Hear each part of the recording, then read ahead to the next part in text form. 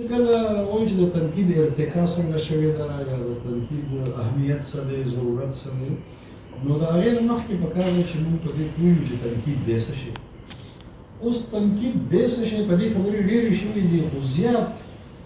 زموږ د رجحان دې طرف ته دی چې تنقید دې ته وایي چې په کوم څیز کې خامۍ لټول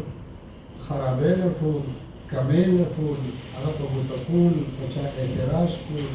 په چا ګوته اوچتول موږ اکثر دې ته تنقید وایو خو دا تنقید دی نه اصل تنقید خو دا نه دی خو یو اړخ دی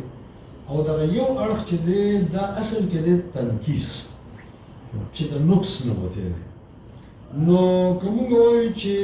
په هر فن پاره کې یا په هر شخصیت کې یا په هر څه کې دا خرابي ده دا کمی دی او دا غلط دی اعتراض پې کوو دا موږ تنقید نه کوو دا موږ تنقیص کوو یو بل څیز دی د دې اپوزیټ د دې الټا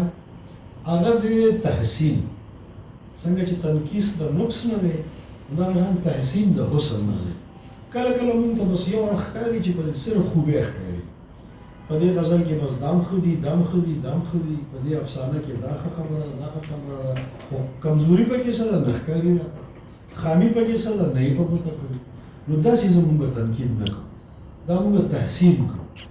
دا دواړه څیزونه چې دی دا توازن نه لري دا د یو فنپارې د یو لیک اصلي مقام نشي ټاکلی تنقید هغه کار کوي چې د یو فنپارې اصلي مقام وټاکي اصلي قدر و قیمت یې وټاکي یعنې یو څیز څومره ویلیو لري څومره اهم دی د کم سطحې دی د کم معیار دی هغې دپاره ضروري ده چې موږ دواړه اړخونو باندې نظر وساتو خوبۍ یې مستوي چې هغه تحسین دی خرابۍ یې مستوي چې هغه نقایص دي نقص دی او هغه دواړو نه پس ته بیا موږ دا ووایو چې دا فنپاره د دې معیار ده خو د دې معیار اوچتېدی شي داسې نو اوس موږ چې هغه منځنۍ لارې اختیار کړه دا موږ تنقید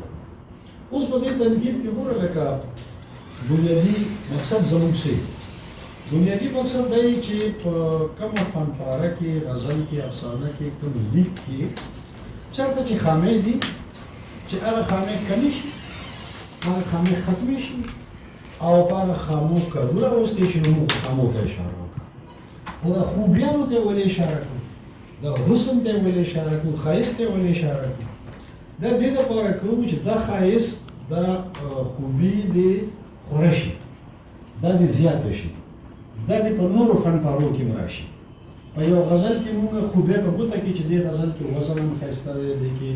بحر هم صحیح دی ردیف قافیه هم برابر دی دې کې ټکي هم ښه جوړ شوي دي او په دې کې رواني هم ده ژبه هم ساده ده دې ابلاغ هم کېږي موږ خوبۍ په ګوته کې د دې مطلب دا دی چې موږ د نورو غزلونو دپاره هم دا عام کول غواړو چې نن دې نه پس څوک غزل لیکي نو دغسې رواني دې راولي دغسې خوبیانې دې راولي دغسې دې په غزل کې دا ټول څیزونه ځای خو په هغه غزل کې چې چېرته سختۍ موږ دا دلته ولاړ دی په هغه غزل کې قافیه ماته موږ وایو قافیه ماته دا څه لپاره کوو چې آینده غزلو کې دې غلطې قافیې نه وي په هغې کې دې سختۍ نه وي هغه خامۍ دې ختمې شي د دې مطلب دی چې اوس موږ منځنۍ لاره اختیار کړه او دې منځنۍ لارې ته اصل کې وایي تنقید دا ځکه ورته تنقید وایي چې دا په عربۍ کې دی نقد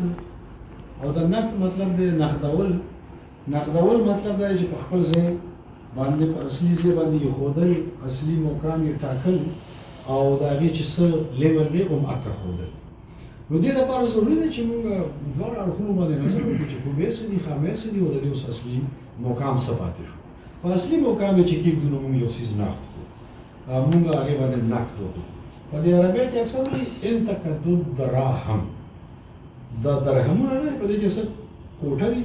څه کره دي چې دا بیل کړي نو دې ته وایي انتقد یعنې دا کاره او کوټه یې بیل کړه نو اصلي معلوم شو چې اصلي پکې څه دي نو د تنقید کار هم دا دی چې خوبۍ خامۍ سره بیلې کړي او بیا د افغانان چې وایي چې کره کوټه نو کره کوټه مطلب دا دی چې لکه د اصلي مقام څه دی څه پکې کوټه دي او څه پکې کره دي هغه په ګوته کړه اوس که دا شی تنقید وي نو دا یوازې د ادب دپاره نه دی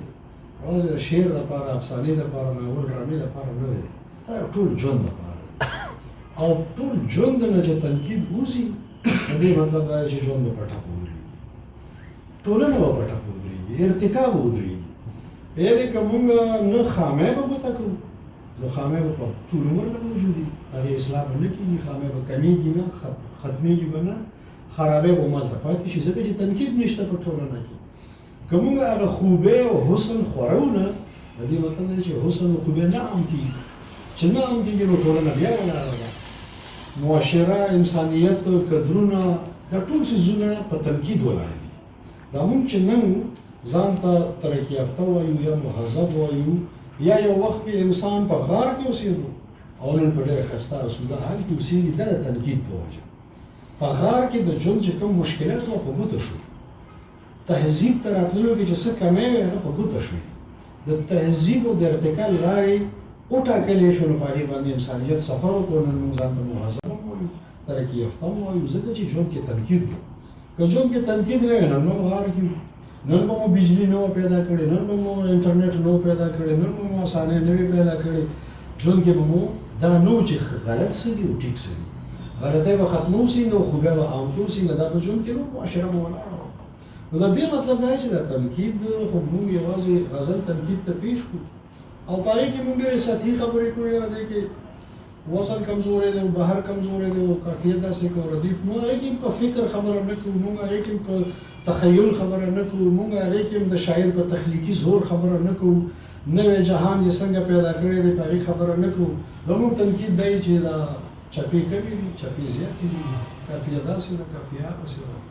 یاره دا خو یو څو خبرې دي بس دا خو به پیدا کړو